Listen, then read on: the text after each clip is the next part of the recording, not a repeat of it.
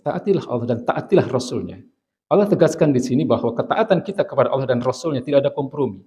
Tapi ketika Allah katakan ulil amri minkum, pemimpin-pemimpin di antara kalian, Allah tidak gunakan kata atiu, Allah tidak gunakan kata taatilah. Ini artinya adalah ketaatan kita kepada pemimpin itu bergantung kepada pemimpin itu apakah dia taat kepada Allah dan Rasulnya atau tidak. Maka baginda Nabi pun mengatakan la ta'ata fil ma'siyah. Tidak ada ketaatan dalam kemaksiatan. Innama ta'atu fil ma'ruf. Ya, ketaatan itu hanya untuk yang baik-baik saja. Ketaatan itu hanya untuk kebaikan. Tidak ada ketaatan untuk kemaksiatan. Hadirin masyarul muslimin yang dirahmati Allah Subhanahu wa taala. Kita ini mayoritas muslim. Seharusnya semua bersyukur.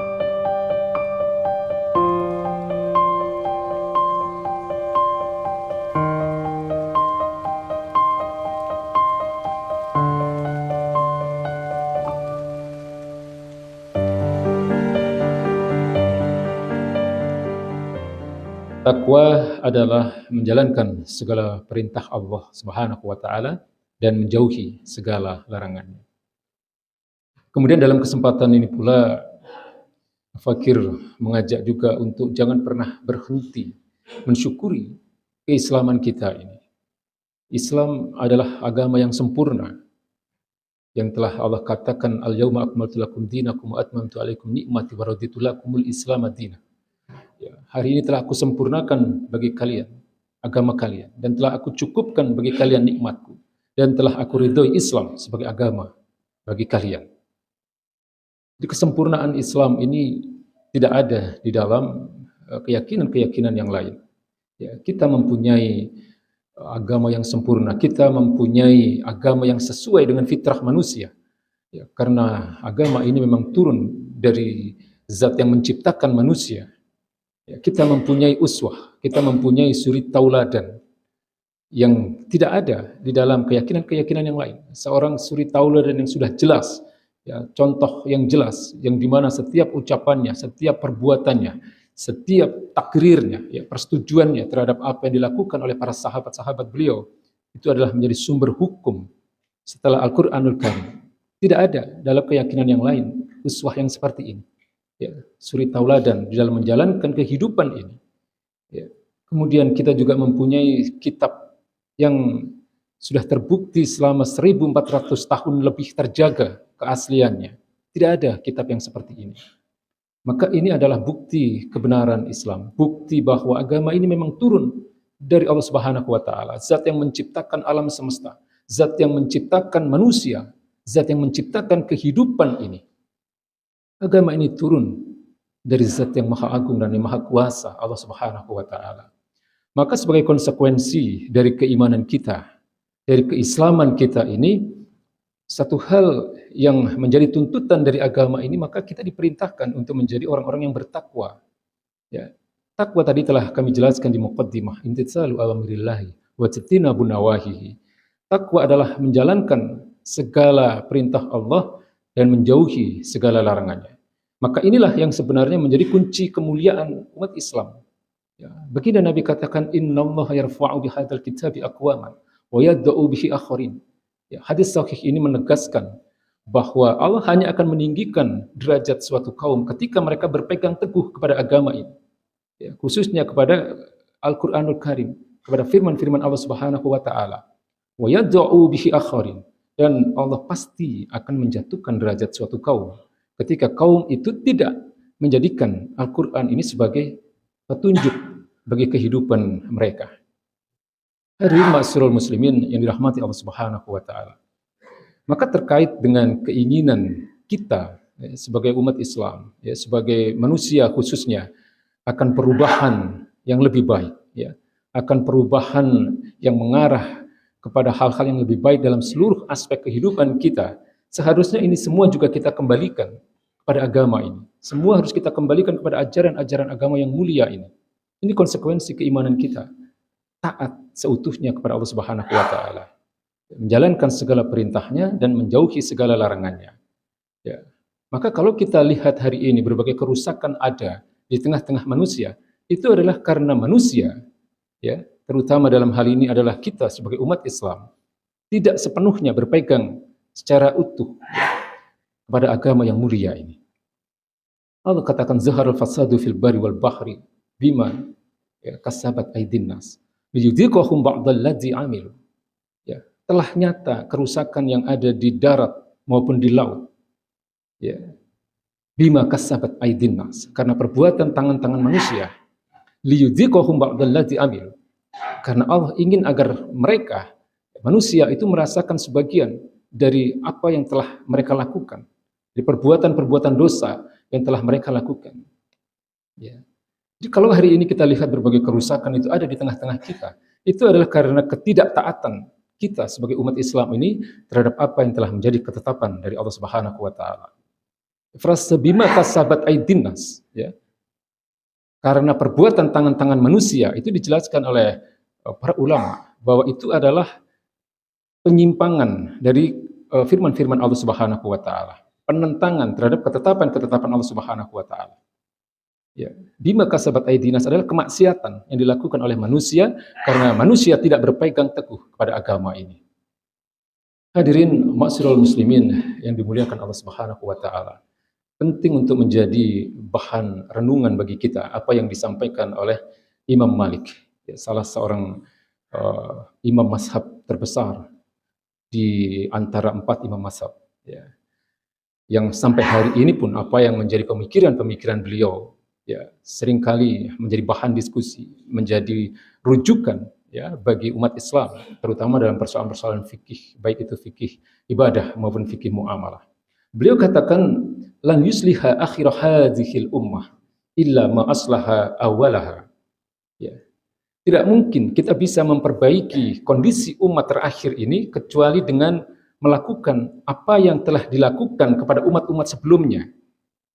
Maksudnya adalah kalau kita ingin memperbaiki kondisi umat ini, kita harus kembali melihat bagaimana, ya, baginda Nabi besar Muhammad SAW melakukan perbaikan, melakukan perubahan pada masyarakat Arab pada masa-masa kenabian.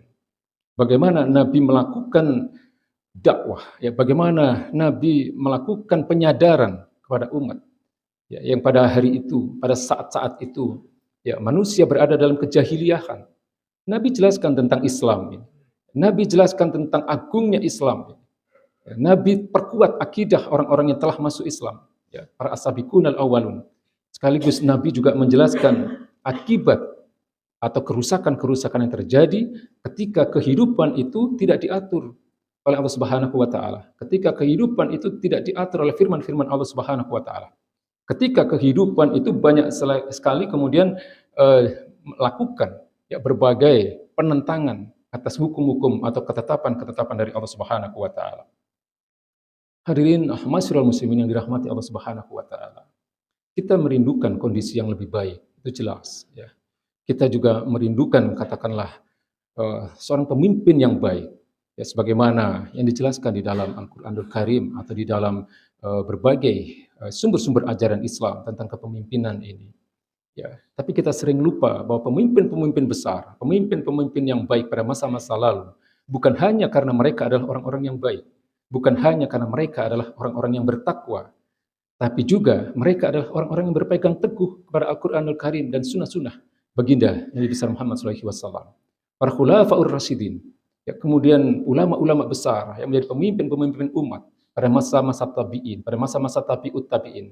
Jelas bahwa ketakwaan mereka tidak diragukan lagi, tetapi yang menjadikan mereka sebagai umat terbaik, ya, sebagai generasi emas, ya, sebagaimana dikatakan oleh baginda Nabi besar Muhammad SAW, karena mereka berpegang teguh pada Al-Quran dan As-Sunnah. Ya. Maka kalau beberapa pekan yang lalu ada seorang tokoh yang menyatakan bahwa pemimpin, meskipun dia adalah seorang ahli maksiat, juga harus ditaati. Ini adalah ungkapan yang batil, luar biasa salahnya. Ya, dia katakan bahwa seorang pemimpin meskipun dia ahli maksiat, ya, dia harus ditaati sepanjang dia tidak melarang kebebasan beragama. Ini ungkapan yang menyesatkan. Meskipun ini muncul dari seorang yang mengaku sebagai cendekiawan Muslim, meskipun ini muncul dari seseorang yang senantiasa menggunakan atribut-atribut keislaman, salah. Ya, seorang pemimpin itu ditaati ketika dia taat kepada Allah dan Rasul-Nya. Allah katakan atiullah wa atiur rasul wa ulil amri minkum. Taatilah Allah dan taatilah Rasul-Nya. Allah tegaskan di sini bahwa ketaatan kita kepada Allah dan Rasul-Nya tidak ada kompromi. Tapi ketika Allah katakan ulil amri minkum, pemimpin-pemimpin di antara kalian, Allah tidak gunakan kata atiu, Allah tidak gunakan kata taatilah. Ini artinya adalah ketaatan kita kepada pemimpin itu bergantung kepada pemimpin itu apakah dia taat kepada Allah dan Rasul-Nya atau tidak. Maka baginda Nabi pun mengatakan la ta'ata fil ma'siyah. Tidak ada ketaatan dalam kemaksiatan. Innama ta'atu fil ma'ruf. Ya, ketaatan itu hanya untuk yang baik-baik saja. Ketaatan itu hanya untuk kebaikan, tidak ada ketaatan untuk kemaksiatan. Hadirin masyarul muslimin yang dirahmati Allah Subhanahu wa taala. Kita ini mayoritas muslim, seharusnya semua persoalan itu dikembalikan kepada Al-Qur'an dan As-Sunnah. Ya, seharusnya semua kembali kepada firman-firman Allah Subhanahu wa taala dan hadis-hadis baginda Nabi besar Muhammad sallallahu alaihi wasallam. Fa in tanaza'tum fi syai'in farudduhu ila Allahi wa Rasul. Jika kalian berlainan pendapat tentang sesuatu, kembalikanlah persoalan itu kepada Allah dan Rasul-Nya. Artinya kembalikanlah setiap persoalan itu kepada sumber-sumber ajaran Islam. Bahkan di dalam akhir dari ayat ini Allah katakan in kuntum tu'minuna billahi wal yaumil akhir. Itu jika kalian beriman ya kepada Allah dan kepada hari akhir. Ini sindiran yang sangat keras ya dari Allah Subhanahu wa taala. Artinya adalah ketika seseorang itu tidak berpegang teguh kepada Al-Quran dan kepada sunnah-sunnah baginda Nabi besar Muhammad SAW, seolah-olah orang ini tidak mengimani adanya Allah dan adanya hari akhir. Hadirin yang dirahmati Allah Subhanahu wa taala. Sebenarnya persoalan kepemimpinan ini sudah jelas di dalam Islam. Dan di dalam kitab-kitab fikih sudah dijelaskan, terutama kitab-kitab fikih yang berbicara tentang siasah, ya fikih siasah. Misalnya di dalam kitab yang sangat terkenal yang ditulis oleh Imam Al-Mawardi, kitab ini banyak sekali menjadi rujukan ya para ilmuwan, terutama ketika mereka berbicara tentang sistem politik dan pemerintahan. Kitab yang berjudul Al-Ahkam As-Sultaniyah ini telah jelas menerangkan bahwa kriteria seorang pemimpin yang pertama dia jelas harus seorang muslim. Kemudian dia adalah seorang laki-laki, kemudian harus balik, ya, balik kemudian berakal, harus akil balik. Kemudian dia merdeka, dia bukan seorang budak dan dia bukan seseorang yang berada di bawah tekanan pihak lain. Kemudian adil. Adil dalam hal ini maknanya adalah tidak fasik. Ya, jadi kalau di dalam persoalan fikih atau persoalan hadis, makna adil itu adalah tidak fasik. Ya, tidak terbukti melakukan kemaksiatan. Ya, kemudian yang terakhir adalah mampu. Ya, punya kemampuan untuk memimpin. Ya. Jadi jelas bahwa ketika seorang pemimpin tadi dikatakan oleh tokoh tadi bahwa seorang ahli maksiat pun boleh menjadi pemimpin, ya, dan harus ditaati, ini sesuatu yang sangat batil. Ya, gugur, ya, tidak boleh dijadikan pemimpin orang yang seperti ini. Bahkan kalau kita bicara tentang ilmu hadis, orang yang terbukti pernah melakukan kemaksiatan, hadisnya tidak diterima dia. Kalau ada hadis yang seperti itu, hadis itu langsung masuk ke dalam hadis-hadis dhaif. Ya, jadi ini kami mengatakan seperti ini tidak ada kaitannya dengan pemilu, tidak ada. Ya, kami ingin mengembalikan ya, pemikiran kita ini kepada pemikiran-pemikiran Islam. Ya, jadi sekali lagi bahwa dalam persoalan yang hari ini banyak sekali kita alami, ya banyak sekali kita mengalami persoalan-persoalan berat. Ya, di mana umat Islam pun hari ini juga meskipun mayoritas, kita seringkali termarginalkan, kita terpinggirkan, kita terzalimi. Ya, bisa jadi ini adalah kesalahan kita karena kita tidak menjadikan Al-Quran dan As-Sunnah sebagai sumber atau sebagai landasan berpikir kita dalam setiap persoalan. Kita tidak mengembalikan persoalan-persoalan itu kepada Allah Subhanahu wa taala. Artinya kita tidak mengembalikan persoalan itu kepada Al-Quran dan As-Sunnah. Barakallahu li wa lakum fil Qur'anil azim wa nafa'ani.